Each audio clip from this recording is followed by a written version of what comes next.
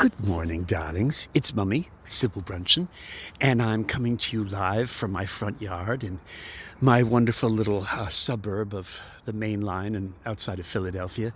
And it's dawn on this lovely Friday, April 9th, 2021. And I'm out gardening at the crack of dawn. It's actually like 6:45, darlings. And under normal circumstances, I'd be quite excited to be out this early and the spring chill. It's going to be a lovely day today, but it's still a little chilly right now, but that's fine.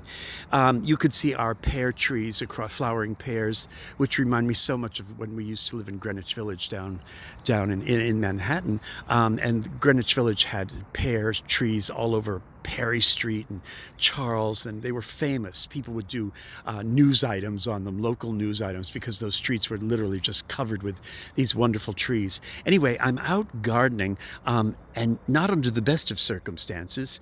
We gardeners all have setbacks all the time. You know, we have to give up control, but sometimes our troubles are not insect-laden or disease-laden or climate-laden.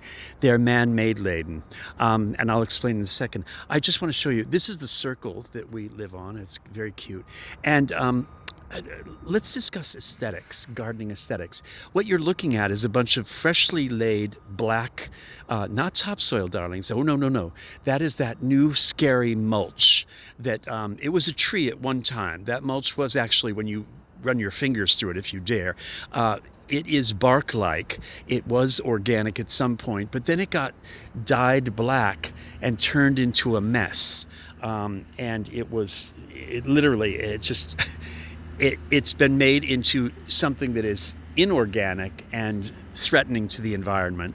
And this is the aesthetic now. We cut down trees, we cut down bushes, we tear up plants and grasses or flowers or whatever. And then for some reason, this generation thinks that vast spaces of blackness like that are aesthetically pleasing. Now, if we look over there, if we come over here, you see that everything is kind of spindly and sad, and then you've got this black stuff, but it's not dark humus and rich soil waiting to sprout life. No, this is dead stuff. And not only is it mulch that smells like creosote, it actually is like a land-based Exxon Valdez, BP oil spill that has covered things, and that they've spilled all over things. They've poured it on everything. But the smell is very scary. But they've also put weed killer in it, or how they like to say growth inhibitor, which is just an anagram for weed killer. It's designed to keep anything from growing in there other than the rhododendrons and azaleas or whatever that are struggling to live. Now, the weed killer that they sprinkle on there looks like yellow pollen.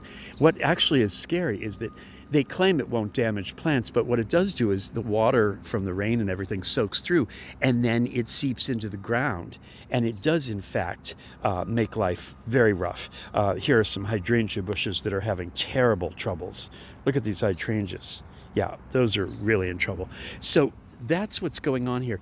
They, just in case you didn't know, this community development, against my wishes, I requested nicely that they wouldn't do it, but they came to our yard. Now, these are other yards.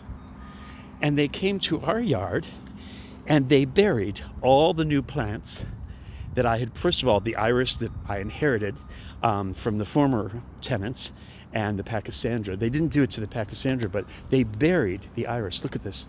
Who would clump? Look at this. Who would throw that much stuff on iris that are already coming up so beautifully? I'm trying to pick it out. My daylilies completely chopped to pieces. They threw it in there. I'm trying to dig them out. You can see I'm using kitchen utensils now. I tried to rake it gently. Now I'm using my I'm laughing. I'm using my Bakelite spoon from the 1930s and a dinner fork and a wooden fork. I'm trying, look at this. They buried. How do you get all of that out of there carefully without breaking the leaves and tearing the leaves? Who would have buried? This was completely buried yesterday. So this hyacinth was completely buried. So look, who would mound that in there when there's all this green growth underneath, which of course is going to get, look, it's even up here. They threw it up into the plant. I, okay, so look how far off the ground we are. That shows you how they threw it all over everything. They threw it up in the air on this stuff. Everything is look. Can you see how it's I just it's like spiteful.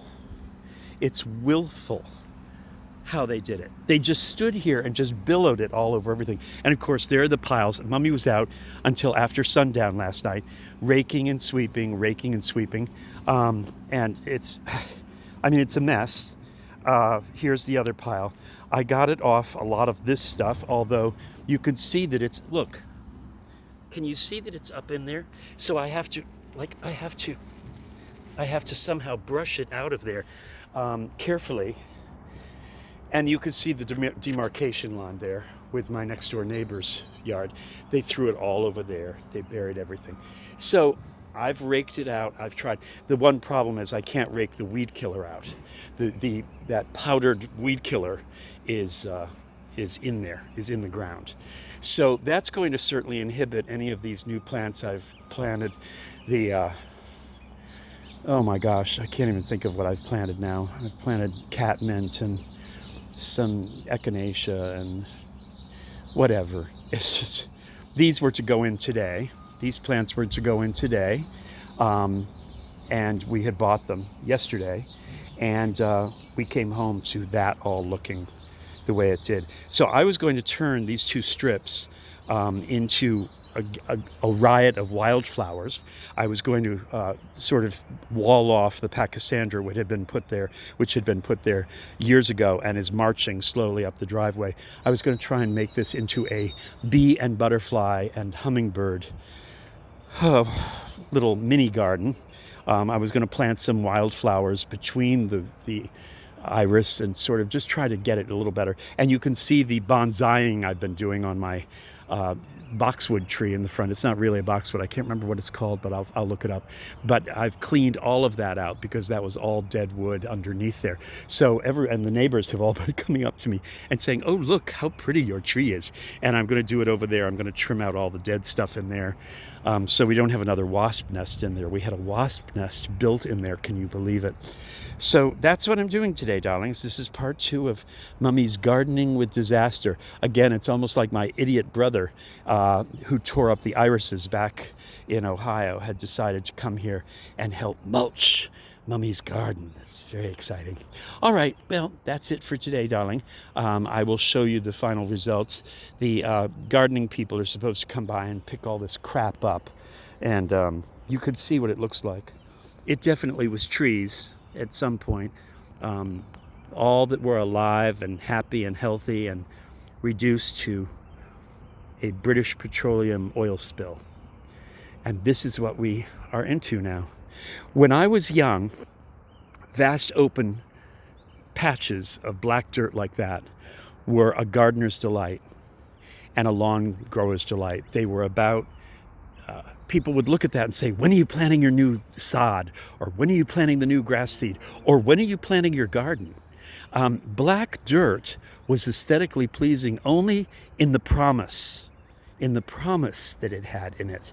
It wasn't an end to itself. It wasn't an aesthetic choice to itself. It was the hope of a gardener and a farmer. Even the morons of the 50s who decided to pave over everything and just plant miles and miles of sod and just turn the country into one vast golf green. Even black dirt to them meant grass. It didn't mean black dirt.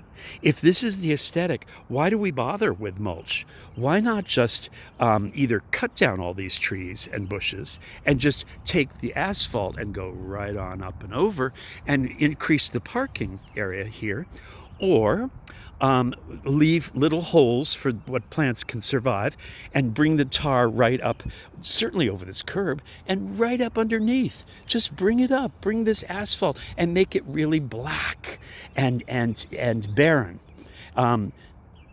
When they do this, when they strip the ground like this, there's no oxygen producing plants here. Nothing is here that's eliminating the carbon dioxide that we have too much of because of humans. It's not eliminating, it's not providing food for wildlife or homes for animals or bees or butterflies. It's not providing any nutrients to the life cycle of the world. It's just scorched earth policy. That's what it is. It's basically just expensive, formerly alive, organic material turned into toxic dump. So, there you go. That's where I stand. Nature wants chaos. Nature wants those woods up there, which are a jumble of trees and bushes and different species all mixing together and thriving. It's only human beings that have overtaken everything else and are eliminating everything else. Sort of like the way cancer takes over a human body and pushes everything else out of the way. Okay, well, that's it for today. Be present, be mindful, be grateful. You know what? I'm going to add, be constructive. Be constructive. Do something today that nurtures as opposed to destroys. Okay? Have a good day.